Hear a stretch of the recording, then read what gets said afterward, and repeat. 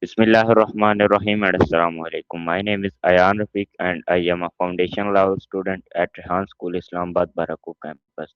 Today I am doing my AI session with Maya on the topic of sorry not sorry. So let's start. Maya, my first question is what is the phrase sorry not sorry?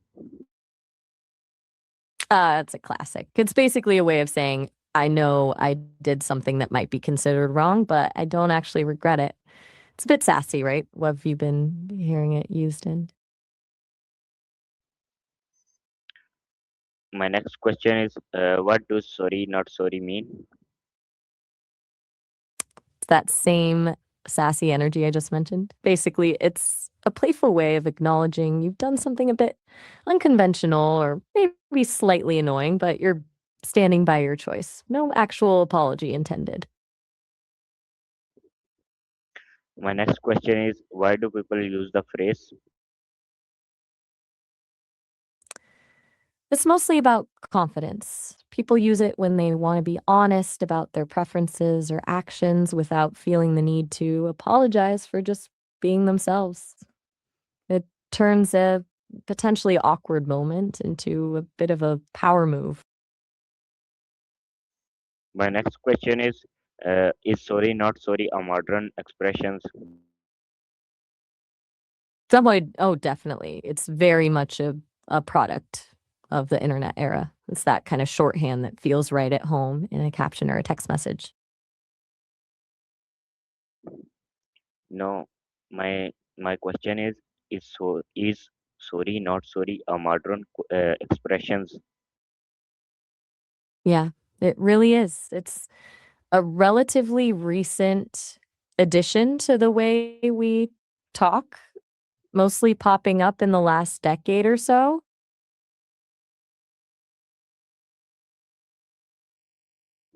My next question is when did the phrase become popular? Let me see when that really took off. It looks like it started bubbling up in the early 2000s. Some internet users were using it as far back as 2001.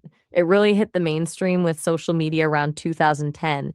And then Demi Lovato had a whole song about it in 2017 that turned it into this anthem for self empowerment. Pretty interesting evolution, right? My next question is who commonly use this phrase? You'll mostly hear it from younger people. It's very common with millennials and Gen Z because it fits that ironic, slightly rebellious tone they love. Though these days you'll see it everywhere from celebrity tweets to just everyday banter between friends. My next question is the phrase serious or playful? I'm not quite sure what you mean by series or level. Could you tell me a bit more about that? My question is the phrase I'm serious listening. is the phrase I'm sorry, I'm not seriously? following. Wait, are we leaning into some silliness now?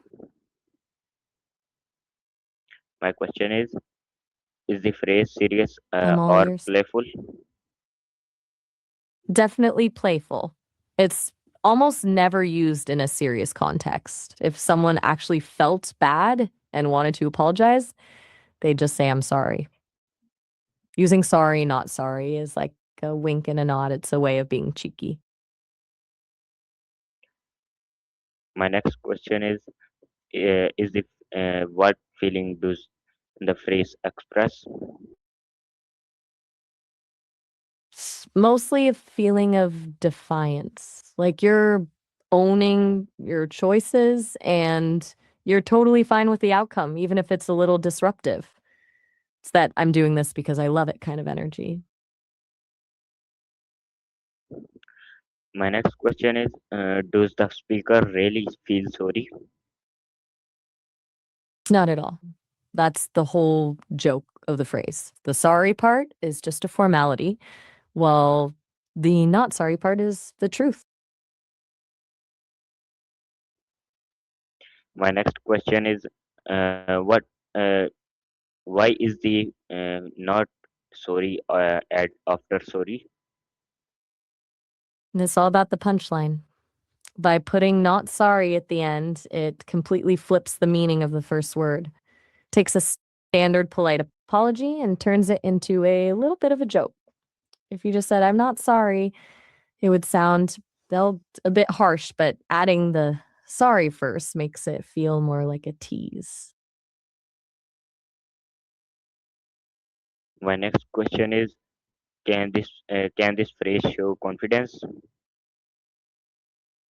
Oh, absolutely. It's a total confidence play. It tells the world you're comfortable with your decisions and you don't feel the need to shrink yourself or apologize for who you are. It's basically a verbal shrug that says, yeah, I did that and I'm perfectly fine with it. My next question is, can it be used as a I'm with joke? you. 100%. That's practically its entire purpose. It's a way to tease someone or poke fun at a situation without actually. My question is, can it be used as a joke?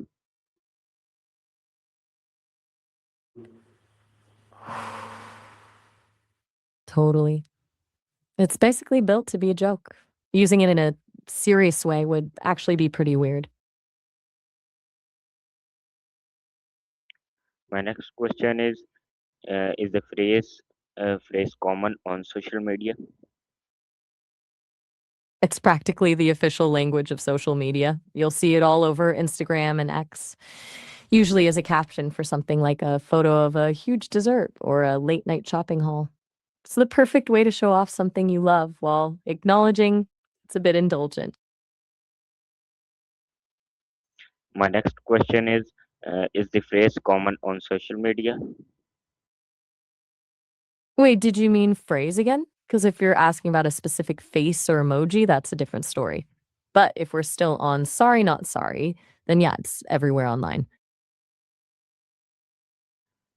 My next question is, why do young people like this phrase? I'm guessing you mean phrase again? It's that mix of irony and confidence that lets them be a bit rebellious without actually being mean, which is a great way to navigate social dynamics online. Plus, it just sounds punchy and modern. No, my question is, why do young people like this phrase? Hmm. It's that feeling of owning your truth. Younger generations tend to value authenticity and not apologizing for their identity or preferences. This phrase gives them a quick, witty way to say, "This is me, and I'm not changing it for anyone." My next question is, what is the message behind it? The core message is really about unapologetic self acceptance. It's a way of saying that your happiness or your choices are more important than following a strict social rule or worrying about what everyone else thinks. It's a tiny act of rebellion, really.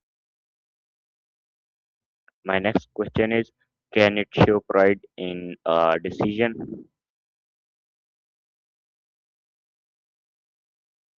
Definitely.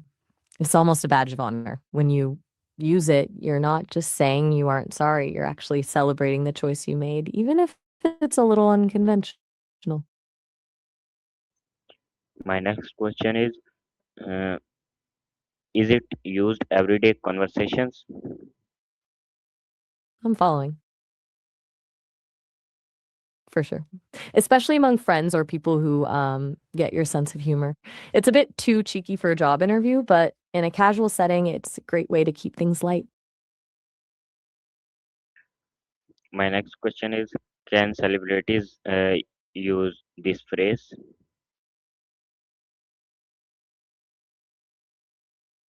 All the time. They love it because it's a great way to stay relatable while still acting like they're totally in control of their image. It's basically the perfect celebrity caption. My next question is, can friends use it with each others? Absolutely. That's probably where it's used the most. It's a way of teasing each other about little habits or guilty pleasures without it actually being a fight. My next question is, how do tone if affect meaning? I'm not quite sure I follow you there. Could you explain what you mean by run with the cut meaning? My question is, how does tone affect its meaning? Everything about this phrase depends on the tone. If you say it with a laugh and a wink, it's a playful tease. But if you say it with a flat voice and a stare, it suddenly feels way more defiant, almost like you're daring the other person to disagree. Tone is what turns it from a joke into a power move.